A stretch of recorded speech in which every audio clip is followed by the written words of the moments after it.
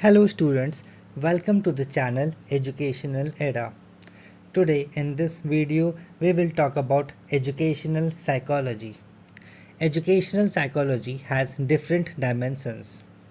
It deals with the characteristics of students, teaching, learning context, methods of teaching, learning strategies, mentality of the students, mental hygiene, and other aspects of education.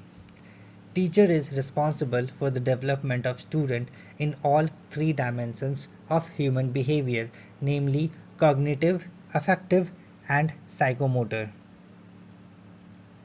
Psychology explains the interdependence of these three domains and the need for the importance of the development of all the domains in the students.